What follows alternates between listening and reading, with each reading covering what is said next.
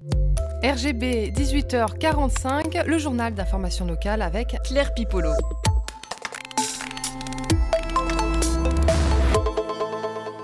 Rendre accessibles les sciences au grand public, c'est possible grâce à l'association Le Cortex. Tatiana Grouin, la présidente, nous répond. Notre structure regroupe des scientifiques de différentes expertises. Donc on a autant des biologies, des informaticiens, des physiciens, des chimistes, mais aussi toute une équipe qui n'est pas scientifique, qui est là pour aider ces scientifiques à rédiger leurs articles, mais aussi à les diffuser en tant que podcast, donc sous format audio pour apporter un plus et informer des gens qui ne seraient pas forcément dirigés vers une presse écrite. L'association, elle existe depuis combien de temps ? Depuis le mois de novembre, donc on est tout jeune. Sur quel constat vous vous êtes basé ? Vous vous êtes rendu compte que c'était compliqué d'expliquer les sciences au grand public ? Pourquoi avoir fait une association comme celle-ci ? À la base, donc, je suis issue du monde de la recherche, je suis biologiste.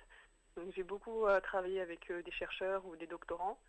Et au cours de mes études, j'ai remarqué que les scientifiques avaient beaucoup de mal, pour la plupart, à s'exprimer sur leurs travaux et à mettre en valeur leurs recherches. Donc, dans un premier temps, j'avais créé un blog de vulgarisation scientifique qui avait plutôt bien fonctionné. Et à partir de ça, d'autres personnes se sont greffées au projet. On se retrouvait avec une bonne dizaine de personnes et on a créé du coup Cortex pour pouvoir parler de différents types de sujets et spécialités. Quel type de sujet vous traitez principalement ? Alors il y a un peu de tout, ça dépend du coup des scientifiques qui écrivent pour Cortex. Donc on a autant de l'immunologie, de la biologie, l'entomologie, de la physique. C'est quand même assez varié comme type de sujet qu'on peut aborder. Après on essaye toujours au cours du mois de faire un thème particulier. Par exemple, pour le mois dernier, il y avait la semaine sur l'endométriose, donc on a fait un article et des interviews sur l'endométriose. Par rapport à la sélection des sujets, comment vous vous organisez ? Est-ce que ce sont les jeunes diplômés qui vous proposent des thèmes, par exemple, ou bien c'est l'association qui propose des sujets ? Non, c'est uniquement les doctorants ou les chercheurs qui choisissent leurs sujets. Et après, ils écrivent derrière et les journalistes sont là pour les aider à écrire et à vulgariser leurs propos. Alors les doctorants qui souhaitent faire partie de l'association pour écrire des articles, qu'est-ce qu'ils doivent faire ? Ils doivent vous contacter comment ?